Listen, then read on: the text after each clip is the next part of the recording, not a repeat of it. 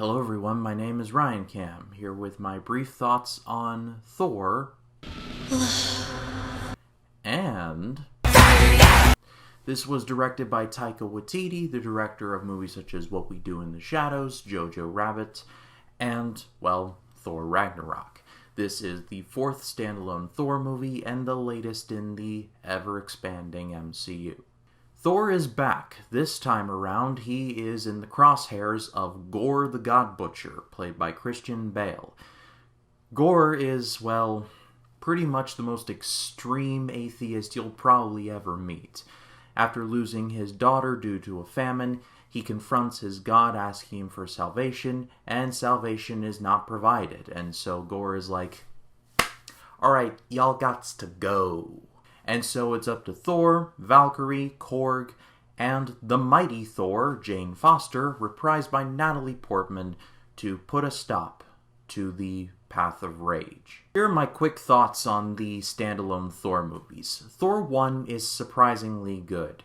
I can get why people wouldn't like it, but I respect Kenneth Branagh's direction of trying to play off the whole gods thing and treating it more like a Shakespearean epic. I like the spirit of that. Also, it has some of the best cinematography of any Thor movie. Asgard never looked better.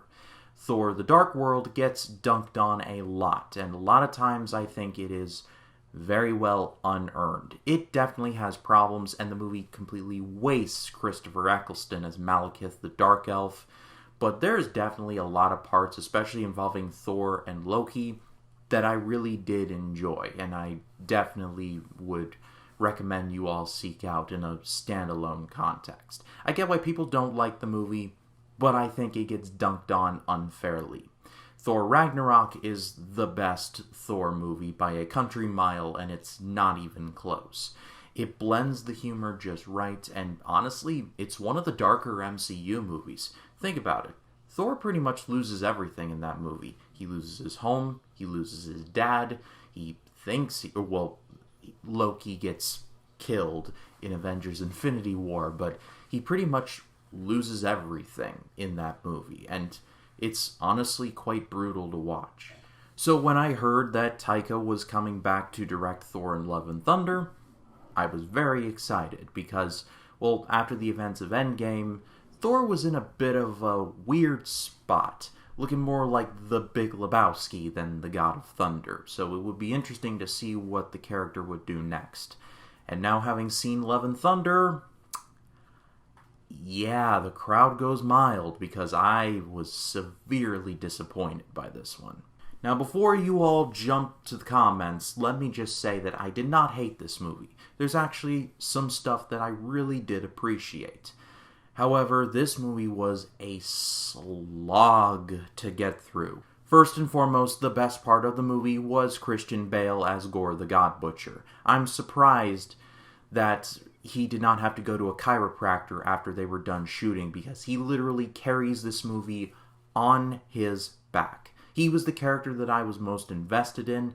I'm not sure that was the intention, but he's the character that I felt the most sympathy for, and he was the villain. On top of all of that, his design is genuinely creepy stuff. Like, when you see him in the shadows, you're just like, you kids need to run away, like yesterday. And of course, it's Christian Bale, so he gives it socks and goes suitably over the top. Not to scene-chewing levels of over the top, like chewing the scenery, but it definitely is nice that he gave it his all. It's greatly appreciated. And considering the fact that Christian Bale goes method with a lot of his performances, I'm not going to lie, I wouldn't be surprised if there was a conversation broached where Christian Bale told Taika that he wanted to be literally shot into space to literally play the role in space. And I'm pretty sure the conversation went like this. Christian, no, we can't shoot you into space. Elon's busy kind of buying Twitter, or is he not? Anyway, we can't shoot you into space, and besides, it's not possible. Why isn't it possible? It's just not. Why not, you stupid bastard? Okay, maybe the conversation didn't go quite like that, but I love that American Psycho clip. I had to use it. Chris Hemsworth, from an acting standpoint, is of course good as Thor. There was never a doubt in my mind about that. But I'll talk more about him in just a second. Natalie Portman is a good actress, and she does give a good performance here, as well as Tessa Thompson. It was nice to see Stellan Skarsgård back for one scene and on a video chat pretty much, but it was nice to see him. And then there's Russell Crowe as Zeus. I like Russell Crowe as an actor. He can be very talented. However, I feel like this was just pretty much a payday for him. And on top of all of that, as Zeus, he does this accent that is just one of the weirdest I've heard in a very long time. The accent I'm just going to call Portuguese. If it works for Waterworld, it can work for this. And, well, spoiler-free issues, there is just one left. There's some CGI that was definitely noticeably off. Now, again, to be fair, the cinematography in this movie is actually quite good in most parts. And there's some scenes where I'm like, okay, that was awesome. Specifically, the third act involving gore and the team basically in black and white. Kind of something like this. But there's definitely some stuff where I was like, wow, that could have been rendered 9 or 10 more times. Again, not painful to watch, but definitely noticeable. That's my point. And, well, my main issue with the movie is really one that I can't talk about without talking about some spoilers. So here is your official spoiler warning. Please jump to this time code if you would like to skip this part and not have the movie spoiled for you. This is your fair warning. Don't say I didn't warn you. Spoilers from here on out up until this point. Basically, the first 2/3 of this movie were very hard. They were very, very hard to get through. Especially with the drama involving Thor and Jane and just everything going on in their situation. This movie, one of the common criticisms I've seen of this movie is that it's way too jokey and that the humor trumps any dramatic heft that the movie might have. That is an understatement. I'll broach more on this in just a beat, but basically, there's many ways that this movie could have gone that could have been potentially interesting. Thor just trying to find himself after all of the crap that's happened over the Avengers Infinity War and Endgame movies. Valkyrie is basically, she's called the king of New Asgard, and, well, she basically turns it into a tourist trap. She opens an ice cream store called Infinity Cones. Not gonna lie, that's a pretty genius name. But there could have been a lot to unpack with that. Jane Foster has cancer, and it ultimately claims her life. You really do forget about that, and really the context of how she becomes Mighty Thor is that Mjolnir gives not supernatural powers, but healing powers to whoever holds it. The amount of time that could be saved if just one of these grown-ass adults could have just spilled their guts about how they're feeling in this moment could have saved a lot of headache. But no, there is just nearly just an hour of just hemming and hawing and battle sequences and just more hemming and hawing. And it just drags. On top of all of that, as for the aforementioned jokes, I could see some of these jokes coming a mile friggin' away. There's a scene early in the movie where Thor is fighting off these goons with the Guardians of the Galaxy. That's not a spoiler, they're in the trailer. But they're really only in one scene. Nice to see them, and nice to see Chris Pratt, but did you really have to pay them all just to be in this for one scene? Like, really? Anyway, Thor wipes out all of the goons, and before the battle starts, basically the king of this world says, "That's our sacred temple. Please do not go in there and destroy it." Guess what? The temple gets destroyed when Thor is giving this speech of, "It was a tremendous battle that will go down in history," and as he is talking, the thing completely collapses on itself. I was just sitting there like, the tower's gonna collapse. The tower's gonna collapse. Oh, there we go. I'm not some great screenwriter. I'm like, oh, look at my big script writing brain. I'm not trying to be like that.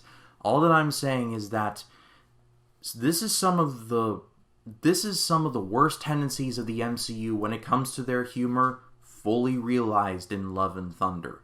One of the reasons why I didn't love Black Widow as much as I wanted to is because some very serious moments are just completely Charlie horsed by humor that is just way out of place. Like, for example, when Florence Pugh and Scarlett Johansson are having just a fight, basically Florence Pugh's character's like, say, hey, why do you do this whole superhero pose thing? Like, is that just like for show? Like, what do you do?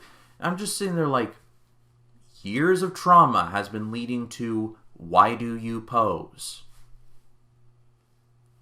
I don't know either. And later in the movie, when they break out the Michael Shannon character and he's joking around, Florence Pugh tells him about her hysterectomy. It sounds like a very painful process. And Michael Shannon just kind of shakes it off. And I'm just sitting there like, this is a very dark thing that happened to this person and you're just gonna piss all over it? You're friggin' wrong, man. Not as bad as Black Widow, but there are definitely times where I was just sitting there like, movie, can you please just care? It would be nice if you cared just for 30 seconds. I feel like Thor nowadays has just become just a goofball. I almost forget that he's like the god of thunder. And I'm not saying that you can't deal with the nuances of his character. I'm not saying that. He doesn't have to be the, I am God, here's hammer, yada yada. You can do that just fine. But there are certain stuff that just made me cringe. There is a plot line in this movie that's really just so stupid. And basically, when Thor and Jane see each other for the first time in years, and we learn that Jane Foster can control Mjolnir, basically, Stormbreaker becomes jealous because Thor sees Mjolnir and is like, hey, remember the good times we had? So there was a love triangle between Thor, Mjolnir, and Stormbreaker.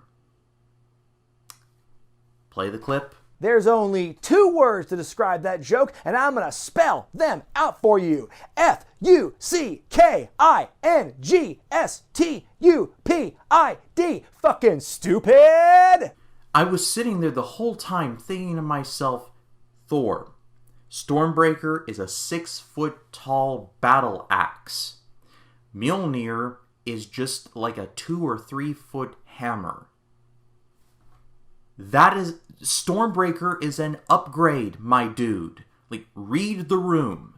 Look, Pim, I know it's our job to help this guy and everything, but I think this guy's a lost cause. He's obviously made up his mind. Why don't we just cut our losses and get out of here?